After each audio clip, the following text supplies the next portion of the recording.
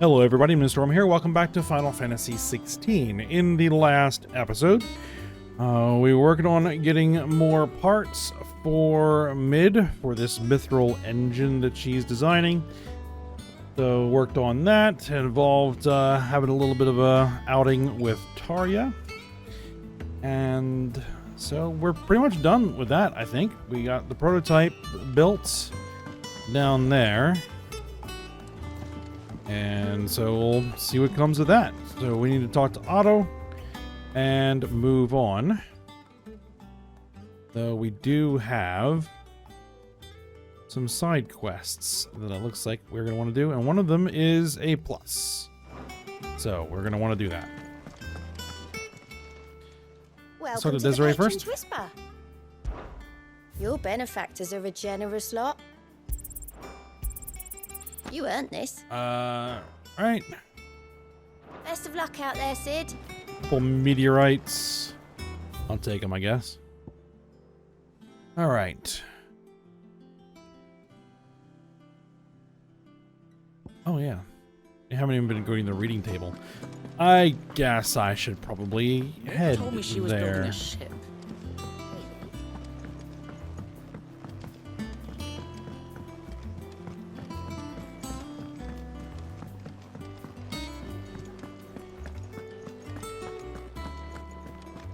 He cracked the crystal too. You're joking.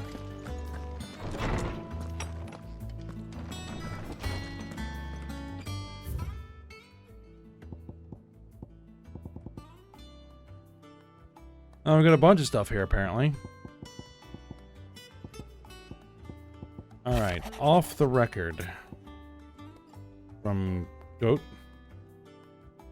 I was thumbing through the hideaways ledgers at Otto's behest and might have come across something that might need your attention. Maybe. And by that, I mean immediately. You'll know where I'll be.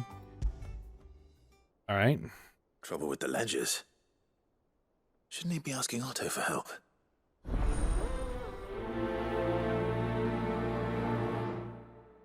Alright. We'll put it in the queue. A bad feeling from Karen. Something ain't right about that hound of yours. When it pleases your lordship, come pay me a visit at the toll. Alright. What could be wrong with Torgor? He seemed well enough when I last saw him.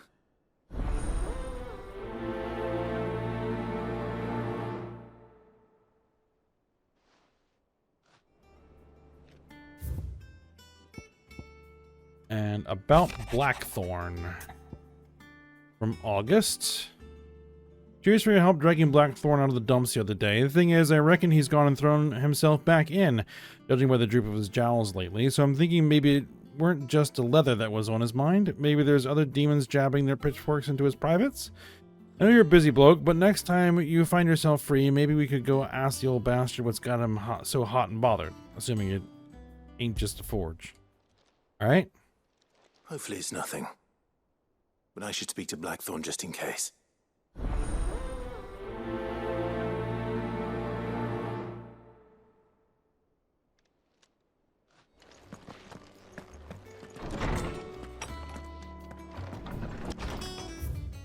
Alright, well now we've got stuff to do. Alright.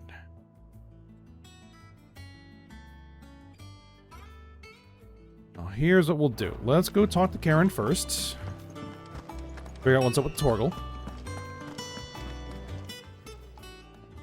I got your note. You think something's wrong with Torgor? So you can read. Congratulations.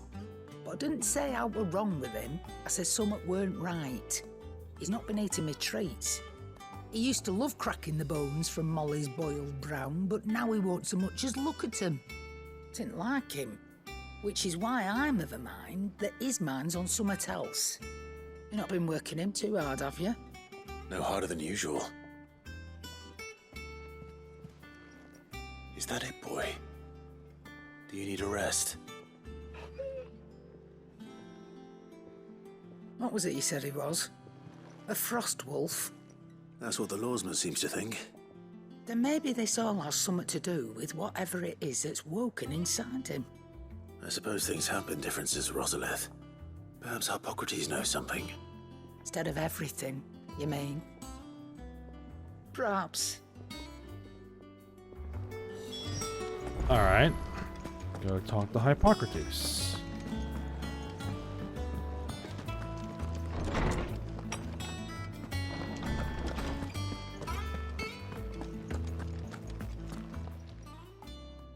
Lawsman, I need to ask you about Torgal.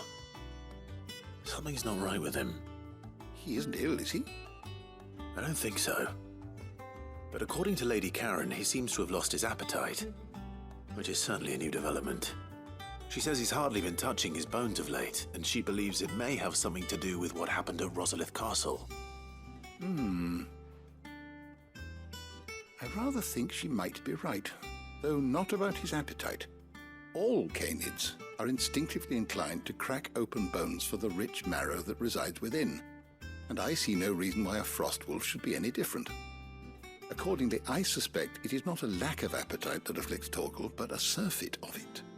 If we assume that his newfound magics require additional nourishment to sustain, it may well be that the bones Lady Karen is accustomed to providing are no longer sufficient.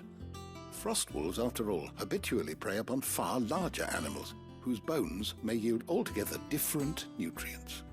As to where one might find a suitable substitute, some antelopes that graze the meadows of eastern Rosaria have been known to grow to a size more than double that of their lesser cousins. I don't recall ever seeing any that large. And little wonder. The oldest and largest such creatures rarely leave the safety of the highlands for fear of predators.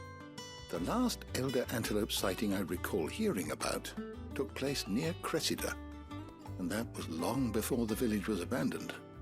Even so, it seems like a good place to start. Good hunting, Clive. Alright, so giant antelopes. Very well. Okay, well, Blackthorn I think is up next. What do you need? Blackthorn, do you have a moment? Not really, no. This won't take long. I just wanted to ask how you're getting on. August was worried about you, that you might still be doubting your craft, even after learning the trick of that cuirass. Is there something else weighing on your mind? Perhaps sharing your thoughts might help. That bastard's like a dog with a bone. Still, he's got a keen eye, I'll give him that. He's just, well, Karen showed me something. Something I've never seen before. And that was? A sword. An odd-looking thing with a single-edged blade. The metal itself wasn't anything to write home about, but fuck me, the edge on it. You could slice a man clean in two with a weapon like that, and he'd be halfway home before he even realised he'd been cut. So that's what's troubling you. No. Not troubling me exactly. More distracting. Can't stop thinking, how do you get an edge that sharp? It's driving me mad. And if you knew how to do it, we could arm the curse breakers with even better blades. That's about the size of it, yeah. I'll see what I can find out. Sharper swords are always welcome, and we can't have our master blacksmith being distracted. You're a soft touch, you know that. But I can't say I'm not grateful for it. Good luck, eh? Thank you. Let's see what Karen knows about this sword. Alright, back to Karen.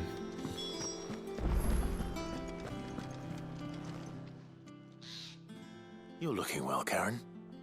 What do you want? Out with it.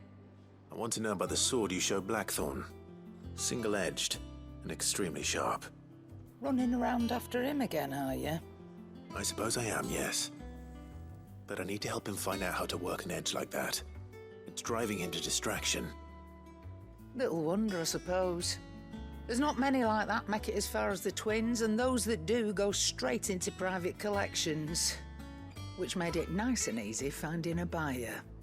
Can you tell me who bought it? Where is it now? You think I tell people who my clients are? Suppose you're not likely to go nicking him off me, are you now? Fine. if you stop mooning at me like that. Lord Ignac's the man you want. Dalmekian bloke. Collects weapons and the like. And he's got more money than sense, which is why he's one of my favourite clients. Reckon he'll still be at the inn in Dalamil, where I left him. Thank you, Karen. Oh, and he's a touch eccentric, if you take my meaning. I appreciate the warning. Alright, so heading out to Delamil. And that should hopefully improve the weapons that we can get from Blackthorn. And then... Weird science. So what's going on over here? Is it down in Mid's workshop? Looks like it.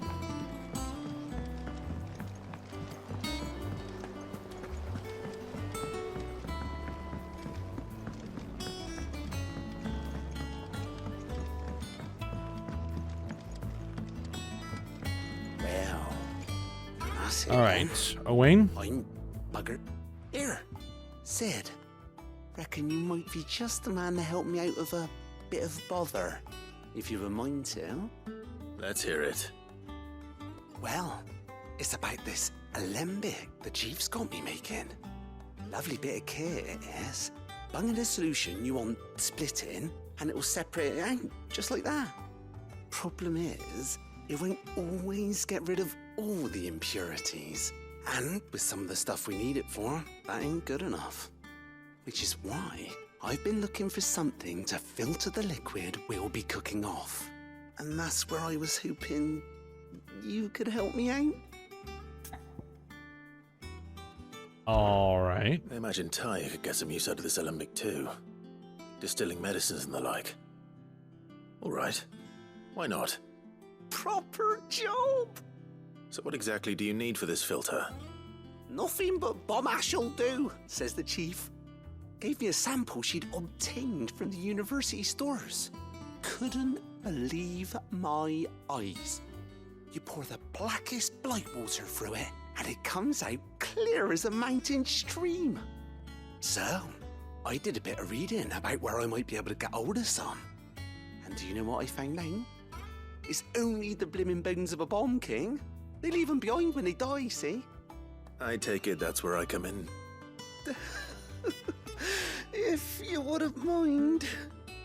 I saw a billet on the hunt board for one just the other day. Would have gone myself, but, well, fighting dirty great balls of flame ain't exactly my forte. You, on the other hand... Alright.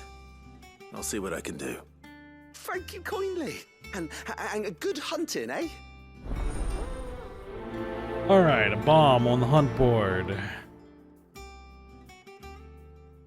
We'll go see.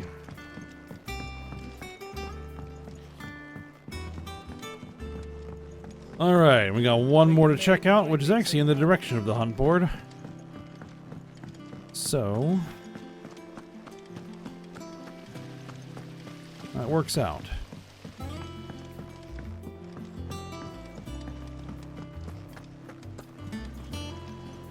Alright. Goat? Clive, did you get my letter? That's why I'm here. Shh. Otto might be listening. Is this better? A little. Listen, I've some bad news. It turns out the hideaway may be slightly behind in its payment to certain lenders, and it's maybe my fault. But I swear to the goddess, I thought I had the numbers square. Sadly, that square turned out to be more of a circle. 0, you might say. I can straighten it out, I swear, but it's going to take some time, and I'm going to need help keeping it from Otto. Bit late for that, I'd say. There you are! What a surprise! So let me get this straight. You forget to pay our lenders what they're due, and instead of coming straight to me, you get Clive to come to you. In the hope he'll dig you out of the hole you've dug for yourself. Clive, the man in charge of the place you've been cheerfully trying to bankrupt. And you thought this was a cunning plan. Why? Well, who needs paying?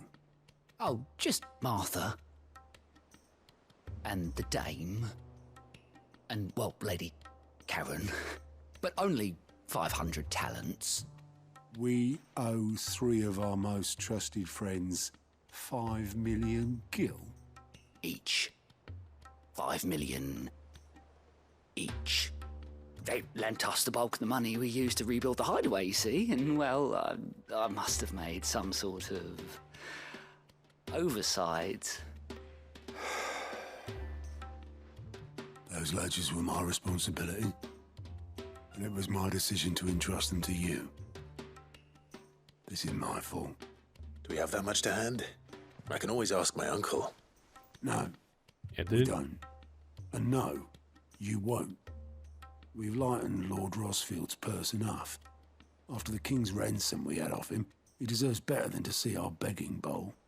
Besides, we'll need to learn to stand on our own if we're going to make this work. All right.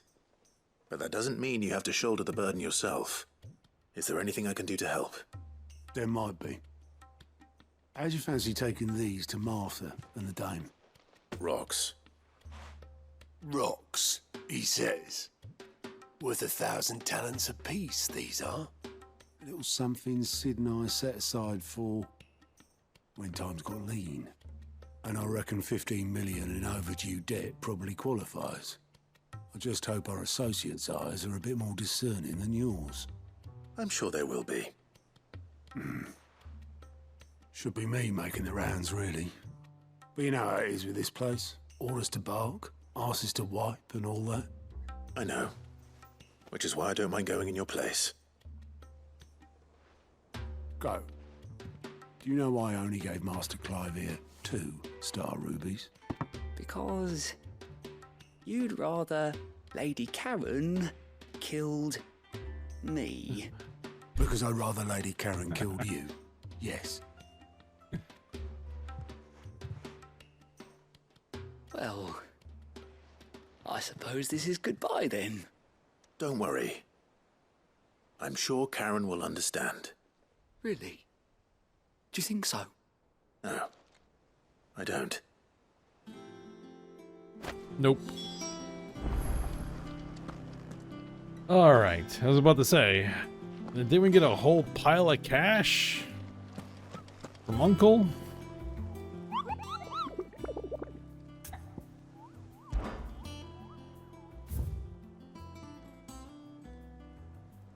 Alright, so this bomb.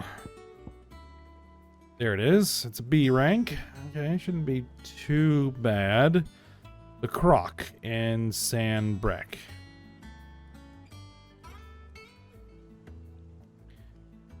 The ruins of a fallen airship within the beast akin to a great ball of fire.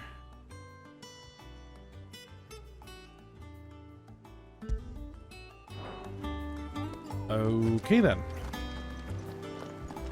Alright, where to first? I say we go fight the bomb. So...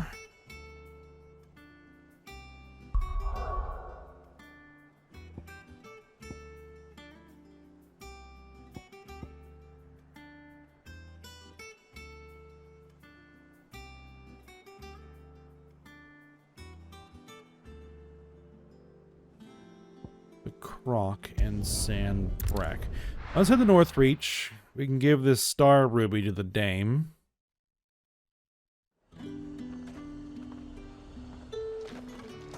And then try and figure out where we are going.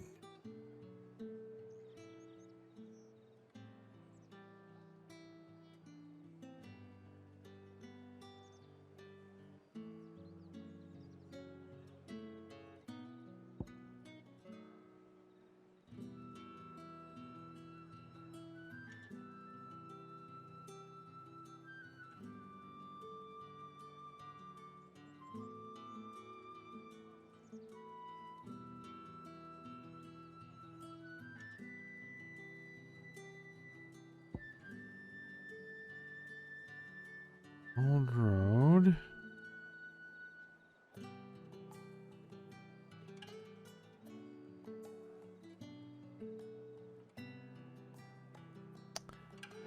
Not sure. At the glass gate.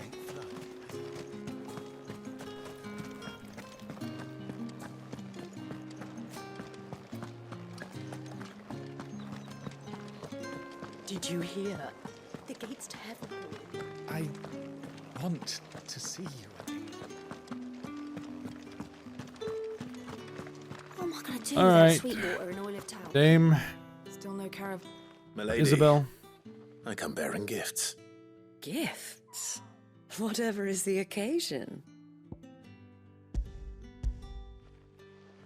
Well, you see, we kind of owe ya. Oh my. Clive, you really have outdone yourself. Otto asked me to give it to you. To settle the Hideaway's debt with the Veil. And to compensate you for the time it took us to do so. You disappoint me, Clive. I thought you might finally be warming to me. Tell Otto he can keep his baubles. I tried to tell him as much the first time around. The man owes me nothing, nor does the Hideaway. My contribution to the restoration effort was made freely and willingly. It was the least I could do. You once told me Sid did you a kindness. I'd like to do the same. Please, accept it. For my sake. And for Otto's. For all of us. For all you've done. It is rather fetching, isn't it? Very well. Otto is lucky to have you, Clive. I doubt anything could ever replace his son. But you and the others at the Hideaway are the closest thing he has to family. Otto had a son. Long ago, yes. Sid told me Otto lost him when he was just a boy, and blamed himself for not being able to stop it. I don't know how it happened, whether there was anything he could have done, but it was clear that it weighed heavily on him. I didn't know. How could you have? I doubt anyone did. Besides Sid, I've never met a man more keen to bear his sorrows in stoic silence. An ill habit, given that both have always been surrounded by friends desperate to help them. I'm beginning to see that.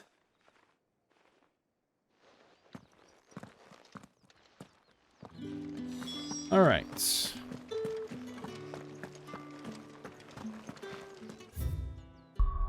I guess we'll head over to Martha's Rest. Just take care of this.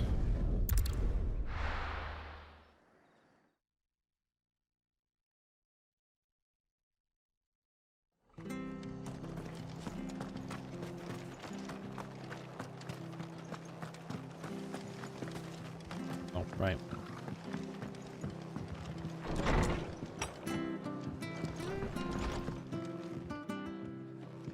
Clive, we weren't expecting you. I wasn't expecting to be here, but it seems we still owe you a considerable amount of coin for your help with our rebuilding efforts. And though I doubt it's what you were expecting, we were hoping you'd take this as payment. All right, and there's a star ruby. A star ruby? I can't accept this. It's worth at least twice what you owe me. More if you can find yourself the right buyer. Think of the difference as interest. Interest? If word got out I charged that much, no one would ever borrow from me again. Anyway, why are you the one here asking me about this? I'd have expected Otto. Bit much sending the Lord Marquis out to settle your debts, isn't it? The old goat working himself to death again. Something like that. Most days I think he's the only reason the Hideaway's still standing. Same as always, eh? Back when the place was nothing but a twinkle in the eye of a recently retired Lord Commander, word is he was the first one Sid reached out to. Probably knew that without his strong arm and level head, the idea would never get off the ground. Sid may have been the face of the hideaway, but Otto's always been the backbone. And when Sid passed away, we were all worried that would be the end of it. That Otto would just give up. His death was hard on everyone. But it must have hit Otto hardest of all. But he didn't give up, did he? Quite the opposite, in fact. If I recall, he was the one who nominated you as Sid's replacement, and rallied the rest around you. I reckon what he saw in Sid, he saw in you too. And don't we all? Doesn't hurt that you're half as stubborn and twice as handsome, neither. That, and you keep good company. I suppose I do.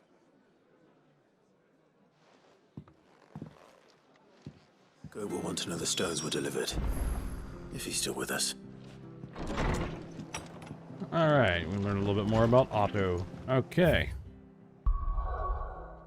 What's next? Ah, yes, we have a,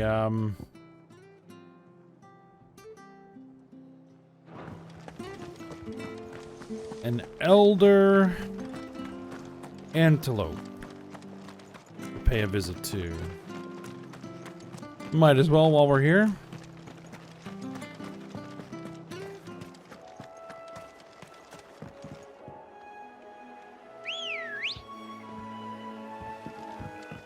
Let's go.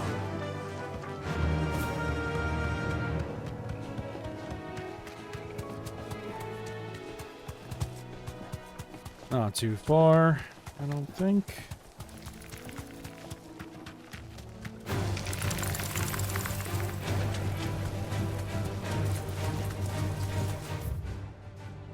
Is that the way? Nope, that is not the way we want to go.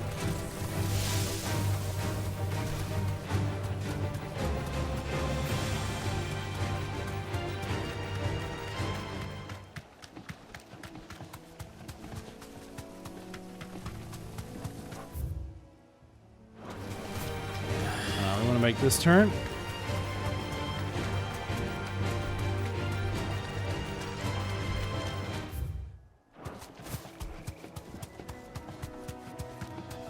Well, it's certainly quiet. Across this bridge. If I were a giant antelope, it would seem like just the place. Alright, well, there's some of the normal ones. I doubt we'll find one bigger than that. You hungry, Torgal?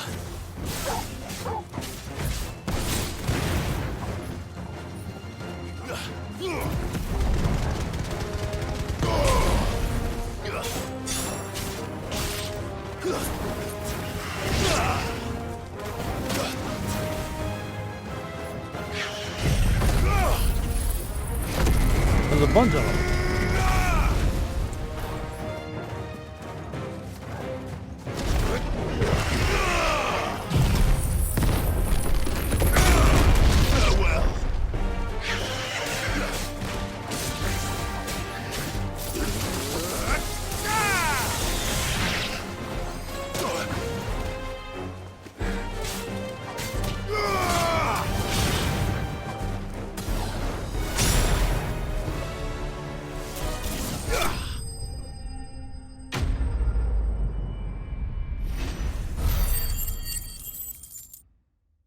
Alright, easy enough.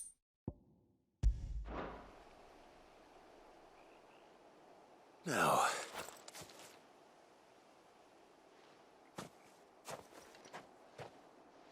Will it be enough, I wonder?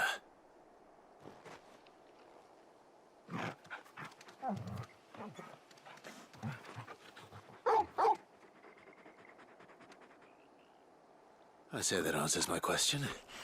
Which means we owe the lawsman our thanks. You're just a big puppy, aren't you? A very big puppy.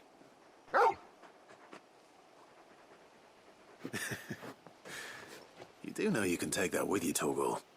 Lady Karen will be relieved to hear you've got your appetite back. Come on, boy.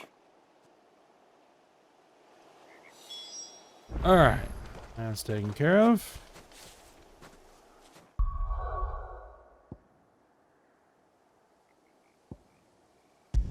let's head back to the hideaway.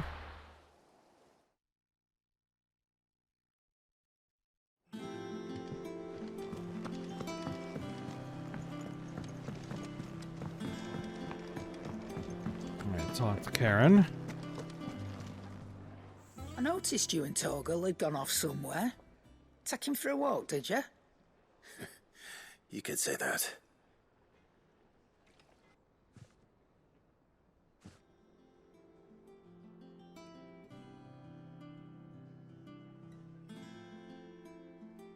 So, Molly's leftovers weren't good enough, eh? That'll teach me for treating you like you're still a pup. All right, no need to shout.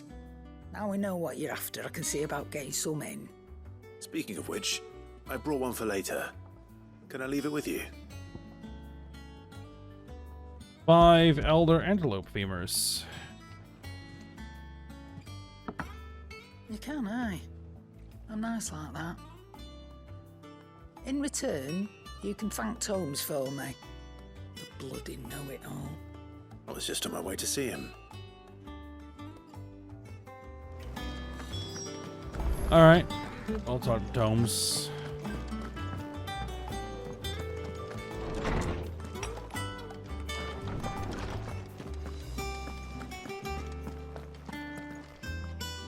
Ah, Clive. Were you able to locate your quarry? We were indeed, Lawsman. You pointed us in exactly the right direction. And Torgal's been a very happy hound ever since. Very good, very good. Lady Karen sends her thanks, by the way, for your part in solving the mystery. Ah. But that reminds me. After your last visit, I found myself pondering Torgal's talents. Do you recall our conversation concerning Lady Jill's role in Torgal's transformation? About how she somehow woke the power within him. Precisely that. A reasonable conclusion, I thought, but one which raised certain questions in my mind. You see, the Fenrir of legend served Shiva and Shiva alone, and while the powers attributed to him are certainly impressive, the records imply they are somewhat different in nature to those you described Torgal as having used. What are you suggesting? That Torgal may be the beneficiary of more than one icon's power. Consider that in addition to Lady Jill, he has served as a loyal companion to you, your brother, and even the late Cid. In short, the icons hitherto near at hand, or should I say at paw, have been diverse and plenty, and that number has only grown as the realm's dominance have fallen to your sword. One can but speculate as to how all of this has affected Torgal. He has seemed more fierce of late. And if I am not mistaken, he will grow fiercer still. We are fortunate indeed to be able to count him amongst our allies and not our adversaries. Oh, he's more than an ally. He's a friend.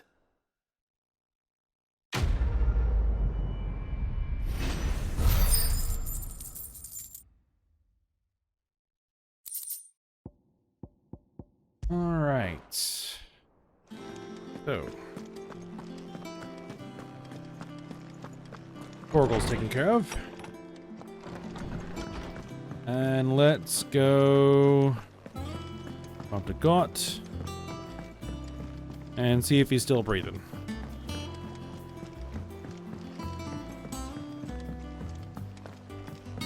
Mid told me she was building a ship.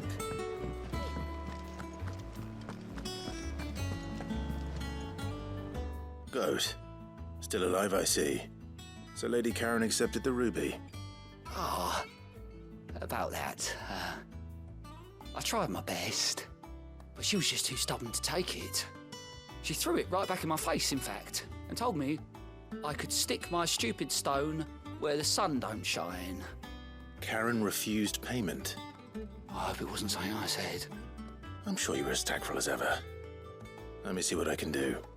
Oh, wonderful. I hope you have better luck than I did. All right, well, looks like we're going to have to do it anyway. Back to Karen.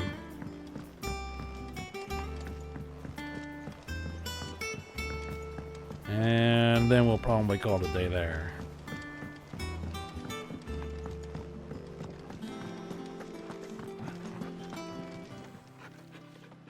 Lady Karen, Goad tells me you weren't happy with our offer. Would you prefer the debt was repaid in coin? What debt? I don't recall lending any of you lot me hard-earned gil. I may have tossed a talent or two in the Hideaway's coffers, but those were donations, and you can hardly call it charity if you go asking for it back. Of course not. But one good turn deserves another. And our circumstances have changed. Surely you wouldn't shun the gratitude of a pauper who happened to have become a prince. Oh, so you're a prince now, are you? Fine. But I'm selling it and taking what I'm owed, then you're getting the rest whether you like it or not. Very well. Where'd you even get this? A decent trader might nab 1,000 talents for a star ruby. A canny one, meanwhile, might claim it were nicked from the belt of Sid the Outlaw himself and ask twice as much. Might be I already have a buyer in mind. Might be you even know her. A fine continental maid whose beauty's only eclipsed by a guile in commerce. You wouldn't mind, would you? Not at all. Just be sure to tell her that it's always a pleasure doing business.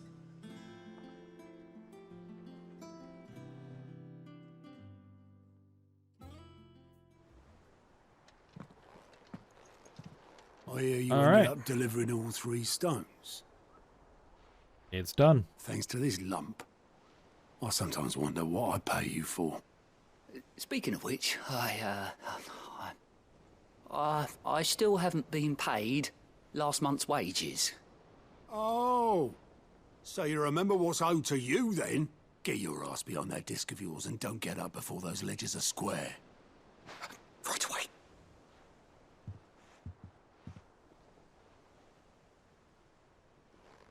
I've seen that before. Yeah. Plenty of times. It was the only goblet Sid ever used, either out of habit, or because the filthy sod couldn't be bothered to find a clean one. I knew so little about him. Like most people. Martha and the Dame both seem to have fond memories of him. I bet they do. How long did you know Sid before he... Before he died. 20 summers, give or take. Back in the day, I was a purser on a trade ship, which is where I met him. He bought passage to... I forget where. And having nothing better to do on the long nights, we sat up drinking island rum till the morning bell dragged me back to my duties. Quit my post not long after that, on account of making a fine maiden's belly fat. But me and Sid stayed close, promising we'd one day sail the seas again. That was before fate stepped in and said she was having none of it. The magic woke inside my son soon after his first name day, and there was no hiding his knack. Couldn't you and your family have... My family were the ones who summoned the constable, wanted the monster taken away. I couldn't turn my back on him, forget what I felt, and I couldn't for the life of me understand how they could. Luckily, Sid was of the same mind as me.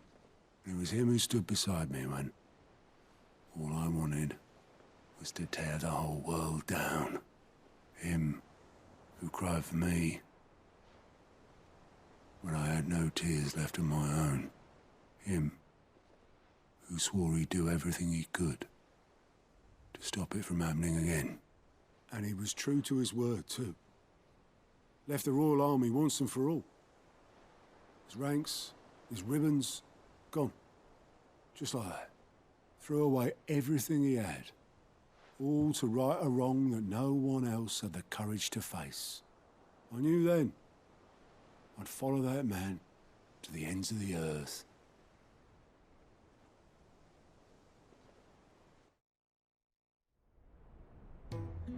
I figured that's probably what happened to his son.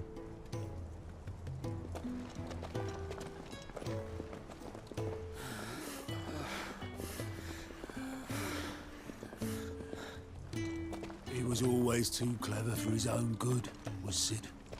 Saw the world for what it really was, while the rest of us were content to go along with the lie we were shown. And it can't have been easy, bearing that burden alone.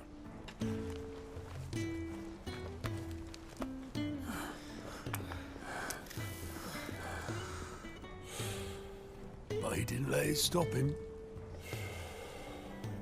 He never lost faith in what he believed was right. And that gave us faith in him. Faith he'd steer us true. So I swore to myself that I'd always be right behind him, ready to catch the stubborn sod, if ever he should fall.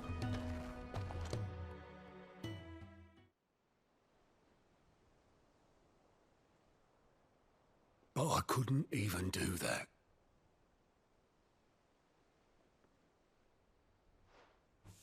Ignore me. Just the ramblings of a tired old man. Leave that lot. I'll tidy it up in a bit.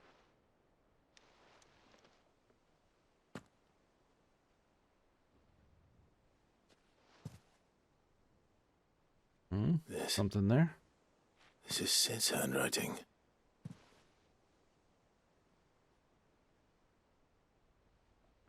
Dear Otto. I may be drunk, but I wanted you to know this place would be fucked without you.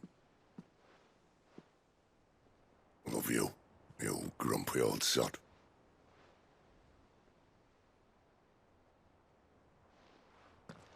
This note. What about it? Sid was right. Without you, we'd all be lost.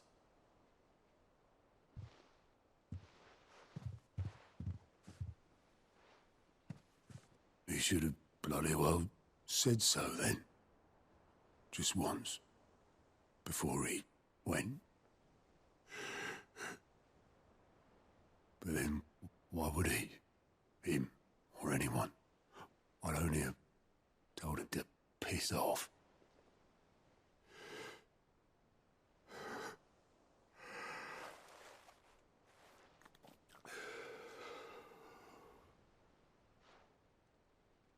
You're wrong, though. Both of you. It was never just me keeping the hideaway afloat. It was all of us. I just shoved people in the right direction. I barely seem to be able to do that anymore.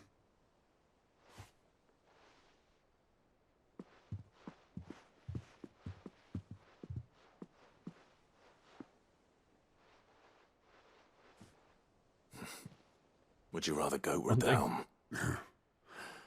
Well, maybe I've got a few more years left in me. I'm going to hold you to that, Otto. Before you go, Sid would have wanted you to have this. But that's... This'll do me just fine.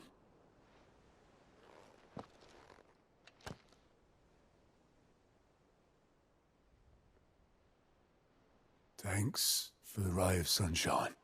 I'll see if I can't pay you back. Already have.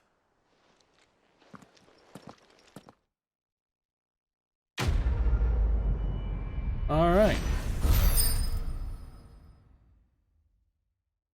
A little bit of backstory there. All right, Sid's goblet, displayed in Clive's chambers. All right, that was nice. So, now I need to do that hunt. And we need to head out to Delamil. Now, I don't know why it's still directed me. Ask about bomb sightings. Okay. You want to hunt for a bomb king? If so, I have a billet that might interest you. Yes, I already saw it.